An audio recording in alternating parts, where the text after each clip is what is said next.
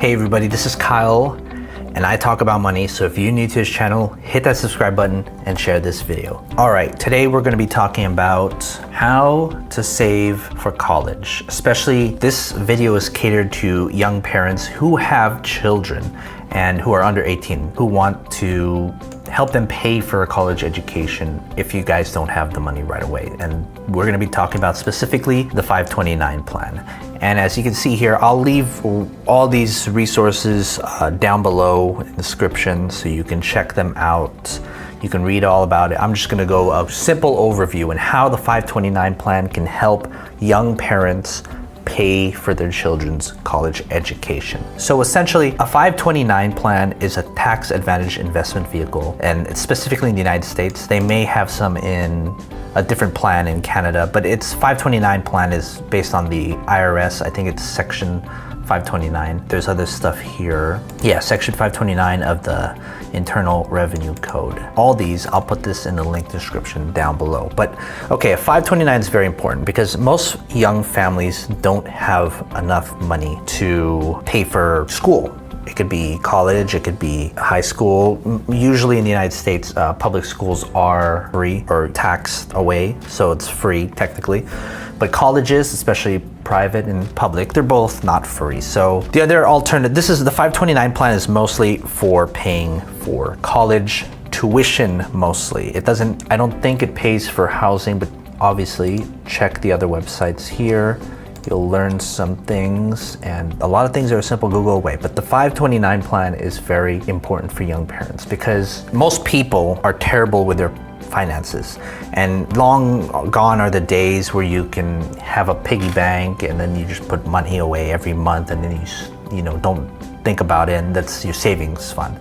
Most people are not that disciplined. They'll usually just buy it if there's a sudden emergency. A 529 plan, think of it as a retirement account, but you can only withdraw to pay for college. So the 529 plan is created by the parent. They put money in, and after tax, before tax, whatever, just put any money in. It's invested, and then they can withdraw from it tax-free to pay for tuition. And that 529 plan is created by the parent, so it's the 529 of the parent, but they can designate a beneficiary, which could be their children, it could be anyone. It could be anyone who needs a college education. And there's fine details with that, but essentially you can make the beneficiary. And if you have more than one kid, maybe you have a lot of money in your 529, you have enough money to pay for college, you can change the beneficiary to your other child. It has to be one beneficiary at a time. So you switch beneficiaries, it goes to the second person. So what you do, it pays for your college because you can only take the money out tax-free if it's paying for tuition, okay? That is a great incentive because if you need it for something else, let's say, oh, I need a car, or oh, I really need this vacation, you could take it out. It's yours anyway, but you're gonna get taxed on the capital gains of that investment because it is invested while you leave the money in the 529 plan. But the thing here, even before you have a kid, if you get married, you think you want kids, you think you want children, first make sure you're financially ready to have children. That's a different topic. I'll talk about that in another video. But if you are set in having a children, even before they're born, set up a 529 plan. Even before they're born, you don't have to designate a beneficiary right away. You don't have to give them money, anything. You could designate to anyone, you don't have to actually give the money anyway. The 529 plan is incredibly important. There is a limit you can deposit. You can't just put like $100,000 right away and just leave it there. There is a set amount you're required to deposit every month, quarter, year, but do it every time. Do it very frequently. Do as much as you reasonably can in accordance to your budget and your lifestyle. Do it before the child is born. Keep doing it every time. And once they reach 18, or if they're ready for college, you'll have money growing tax-free and can be withdrawn tax-free for them to pay for their tuition. And that will help them because they won't get into student loans, they don't need to get into student debt, and their salary when they become adults won't be used to be paying off student loans. They can use it to buy a new house, do this and do that to become more financially ready. And that's a great way to do it if you're a parent.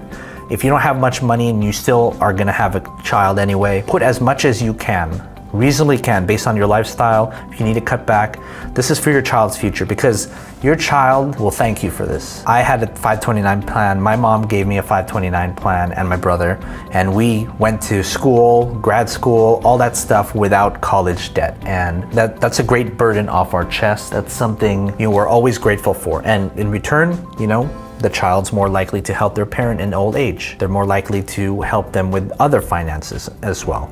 It's all a cycle. It's a great investment because it's tax-free. The government can't touch it unless you're withdrawing for purposes other than the beneficiary's tuition. So that's something to think about. Check out a 529 plan. Ask your accountant, ask your tax lawyer, whoever's responsible for your taxes, your estate planner, all those things. This is ultimately going to help your child, okay? If you care for them, assuming you care for them because you're bringing them into this world, if you do that, you're gonna help them be set. You're gonna wipe away as much debt. Maybe they do need some student loans, but by having a 529 plan in place, and the longer you have the 529 plan, that's why I advocate having it longer before they're even born.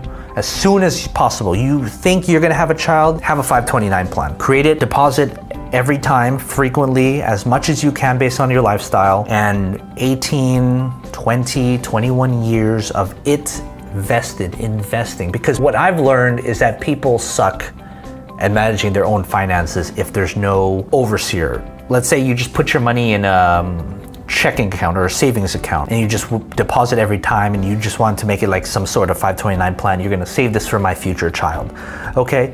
What's stopping you from just withdrawing from it? Nothing. The bank's not gonna say, nope, you can't do that. Well, it's your money. With the 529 plan, the government is controlling how you withdraw your money. And it's a great vehicle. It helps people stay disciplined. Plus, the 529 plan is invested while your money's in there. If you put your money in a checking account, you're not getting any interest from it. If you put in a savings account, we all know savings plans are pretty bad. Maybe it's, I think, like 2-3% per year. No, that's not really gonna do much. That's just gonna keep up with a little bit less than inflation. And if you want to invest it yourself, you run the risk of just not doing anything with it, or most people don't know how to invest, so you might actually lose money. So the best bet for a child is a 529 plan. And if you plan on having more kids, create more 529 plans. So it's something to think about, something that'll get you going, and something that will keep you and your family financially secure for generations. So you can teach your kids to set up their own 529 when they have kids. Or maybe your kids don't go to college. You can still have the 529 plan you saved all these decades for their kids, for your grandchildren. Lastly, if you don't ever use the 529 plan, you can always end the 529 plan. You can always close it down, get your money back, and you will be taxed on the interest, but still that's the same as if you were just investing in yourself, you'd still be taxed on the interest. So that's all I want to talk about. The 529 plan is such a great thing. I left several pages, the Wikipedia page, the SEC.gov, the IRS website. I'll leave them in the links down below. And that's about it. Remember to keep your family financially secure by learning these little tips and tricks and everything. So if you like this video, subscribe to this channel and don't forget to turn on the notification so you can stay up to date on when new videos come out. And don't forget to check my other videos on personal finance, business, and investing. Until next time, I'm Kyle, and thanks for watching.